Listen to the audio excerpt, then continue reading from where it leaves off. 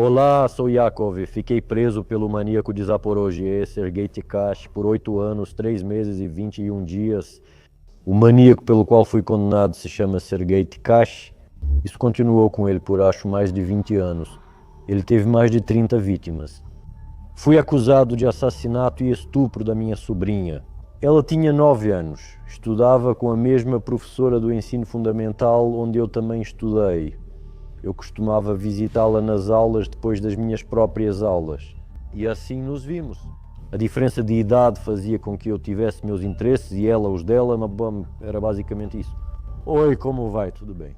Então tá tudo bem, quer dizer, tudo bem, tá? Em poucas palavras, a avó dela me falou, porque a Yanka sumiu.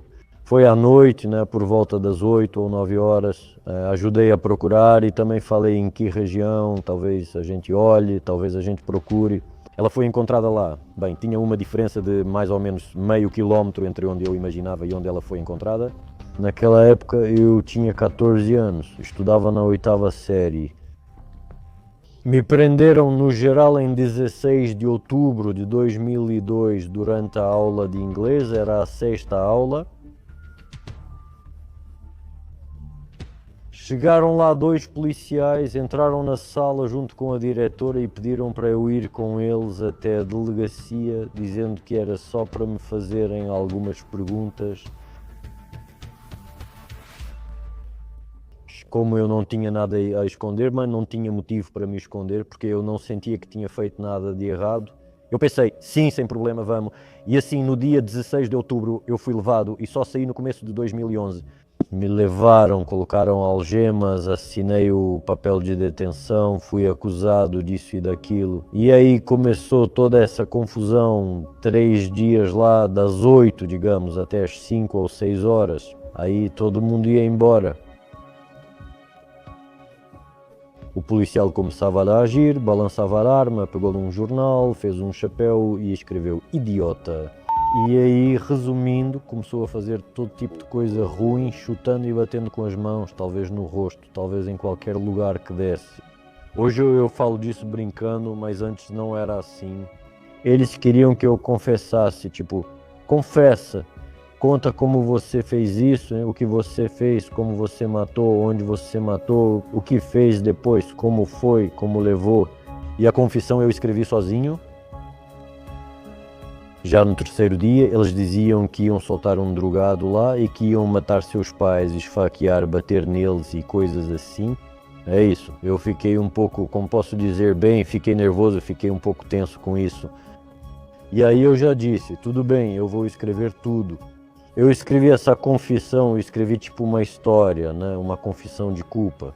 Entre 2002 e 2004, passei cerca de 2 anos e meio em prisão preventiva em Zaporizhzhia.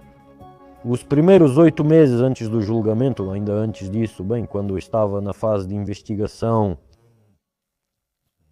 sim, fui espancado como uma bola de futebol pelos guardas e colegas de cela, pois achavam que eu era estuprador.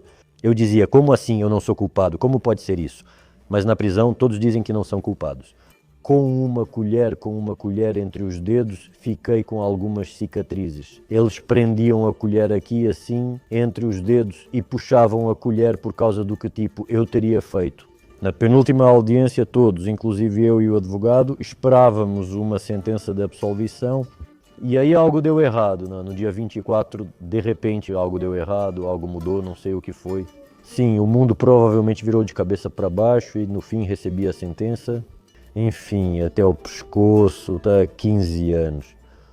Não pode ser, como assim, 15 anos por nada, pessoal, parem o mundo, eu quero descer, algo assim. Eu lembro que todo mundo lá ficou chocado. O que eu lembro é que um dos guardas entrou, me deu uns cigarros e eu fumei um atrás do outro, assim mesmo. Bom, eu não sei, talvez uns 7 ou 8, um atrás do outro, mas de verdade não me acalmaram, nada disso. Bom, eu quebrei tudo lá, claro, tudo o que dava para quebrar. Machuquei os punhos, quebrei os bancos lá no boxe. Cheguei na prisão de menores, lá o pátio era enorme, lá tinha liberdade, lá o pessoal já era mais adequado. Voltei um pouco ao normal, coloquei um pouco de ordem nas minhas ideias, já organizei um pouco. Na prisão de menores, por exemplo, vamos começar pela prisão de menores.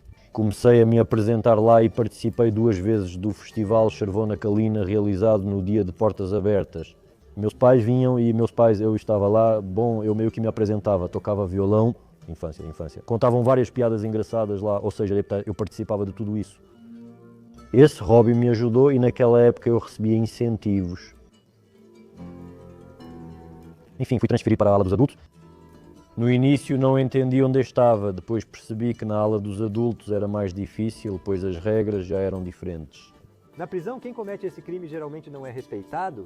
Sem ofensa, falo sem ressentimentos. Não quero lembrar disso. Vou direto. Sim, apanhei. Quem vai provar algo para alguém? Você está preso, recebeu uma sentença longa como se fosse um idiota. Para quem vai contar? E agora para onde vai? Inocente, mas tá maluco falando o quê? Isso é sempre assim. Eu digo, para gente, não sou desse jeito. Aqui todos são inocentes. Do que você fala? O momento em que fui preso e o momento em que fui solto, meus pais nunca desistiram e nunca baixaram a cabeça. Eles batiam em todas as portas possíveis, iam a todos os lugares que podiam, batiam em qualquer porta que fosse possível, em todas as autoridades policiais. Meus pais se mudaram para Jitomir, já tinham se mudado porque lá já era completamente impossível viver, porque, bem, eles eram perseguidos a cada passo. A minha mãe lá e o meu pai eram ameaçados. Sim, meu pai apanhava junto com a minha mãe. Eles sempre andavam juntos, porque às vezes jogavam pedras no meu pai. Acontecia mesmo. Eles tentavam andar juntos, afinal, quem sabe o que se passa na cabeça das pessoas. Em 2006, aliás, recebi uma carta dos meus pais dizendo que encontraram esse etiquete, que ele começou a confessar, que ele era assim, que era isso. Tudo certo. Parece que a Procuradoria-Geral de Kiev se interessou por mim e provou que eu realmente era inocente. Eles estavam reunindo todas as informações, eles estavam investigando. Eles reviraram até musgo e pântano para buscar pistas ou informações e encontraram. Obrigado aos caras, obrigado por realmente terem ajudado naquela época e obrigado, de verdade, obrigado. Muita gente participou da minha libertação. Vocês, caras, jornalistas, e muito obrigado de verdade. Mais ou menos quinto, sexto ano, né? Foi quando ele foi detido. E no começo de 2011, no começo de 2011, eu fui libertado. O tempo todo estava acontecendo a investigação, ou seja, culpado ou inocente. Você encontrou o Tecate durante o transporte ou em outro lugar? Aconteceu. Eu encontrei o Tecate através da grade. Bem, existe um trem chamado Stolipin. Nesse vagão especial também transportavam prisioneiros. E lá, como posso dizer, me chamaram para Mariupol. Eu estava indo para Mariupol e ele vinha de Mariupol. Eu o vi, olhei e tinha um homem lá. Depois, por algum motivo, o rosto me pareceu familiar. Bati na parede e disse: Ei, seu sobrenome é Tecate. Sim, Tecate. Não é Sergei o seu nome? Ele disse: Sergei. Eu perguntei: E você sabe quem eu sou? Bem, suponho que sim, eu sei. Eu disse: Sinceramente, estou te dizendo, agora mesmo não sei. Queria acabar com ele, eu estava com raiva. Bem, eu falei com ele em tom elevado. Ele recebeu o que merecia.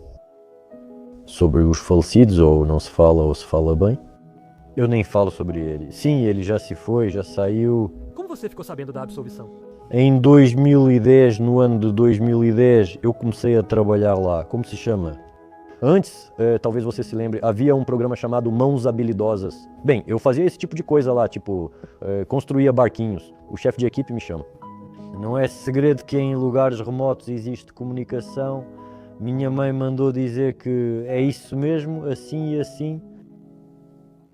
Agora vai ter comunicação de novo. Eu digo, tudo bem. Minha mãe grita: você foi libertado, você está livre. Eu, como assim? Espera aí, vocês estão brincando, alô? Parem o mundo, eu quero descer. Minha mãe diz: teve julgamento em tal e tal data no Tribunal de Apelação. Conseguiram uma sentença de absolvição. Eu pergunto como assim, e minha mãe responde: você deve ser solto em até 14 dias. Eu fico piscando os olhos, entendi. Eu falo: depois a gente conversa, entrego para o chefe de equipe, é isso? Eles dizem: espera aí. Eu já estou, saindo correndo, desse lugar, correndo por todo esse refeitório, por todo o estabelecimento. E lá na panela, meu pai pergunta: o que foi? Um dos meus colegas ficou todo nervoso, cara, tipo, pulando. Eu falo, cara, espera aí, deixa eu... Fico correndo, indo de um lado para o outro. Falo, amor, teve julgamento. Falou assim. Eu digo, minha mãe falou, se eu houve julgamento e fui absolvido, tudo certo. E aí? Bem, 14 dias. Em 14 dias, tipo, eles vão chegar... Esses foram os 14 dias mais longos da sua vida? Sim, foi. Eu nem dá para descrever. Foi tão longo. Foi tão longo. Não dá para descrever como foi isso. Meu pai me encontrou às 9h40 do dia 14, eu tinha 22 anos. Eu não sabia se aquilo era real ou não. Talvez estivesse em algum lugar desconhecido, talvez sonhando. O que você quis? A gente foi comer, como eu pedi. Bem, pai, alô, quem está aí? Espera aí que eu vou abrir. Ou seja, eu não entendia nada, me mostravam os assentos, mas o que fazer com eles, para onde ir? Falei, pai, quero algo alcoólico, me dá vodka. Ele recusou e trouxe cerveja. Foi a garrafa de cerveja mais forte que já tomei. Bebi e fiquei completamente tonto, sério mesmo. E em casa eu já, como posso dizer, acho que no segundo dia, eu não saí nem nada. Conheci um guarda florestal lá e no segundo dia trabalhei com ele no serviço florestal. Trabalhei com ele por uns 2 anos, é claro, eu bebia. Bem, eu bebia no geral. Eu comecei a abusar um pouco do álcool. Depois, de alguma forma, eu retomei meu hobby e comecei a tocar violão. Canto, a gente se apresenta. Enfim, graças às pessoas que acreditaram em mim. Larguei o álcool e outras porcarias. Tenho vontade, tenho um sonho, eu quero. Eu tenho uma guitarra, a minha guitarra elétrica, mas como posso dizer, ela é uma Ural de 1969. Quero, claro, um instrumento decente, uma guitarra de verdade. Quero tocar direito, me desenvolver de verdade. Novamente, sobre a compensação, resumindo rapidamente. Na minha opinião, o governo me enganou. A primeira compensação foi de uns 50 mil. Bem, em hryvnias, sim. A segunda compensação que recebi foi de 17 mil dólares, que na época valiam quase nada. 17 mil dólares só deram para comprar um carro. Aí comecei a ter dívidas e não conseguia pagar com o que ganhava. Eu culpo o sistema? Para ser sincero, nem sei agora. Eu não acredito nesse sistema. Em tudo isso, eu não acredito em nada disso. É mais ou menos assim. Ser uma pessoa que ficou presa por causa de um maníaco, no fim das contas, essa é a moral de tudo isso. Eu assisti a um filme e em um dos filmes tinha uma frase. Isso foi dito por um homem, integrante de uma banda de blues. Se você seguir seu objetivo, se acreditar, se caminhar contra o vento por muito tempo, cedo ou tarde o vento vai soprar a seu favor. Ou seja, o vento vai te ajudar no caminho, algo assim. Apenas continue sendo quem você é, só isso. Siga em direção ao seu objetivo, siga o seu caminho. Só uma coisa, seja você mesmo e seja uma pessoa de verdade.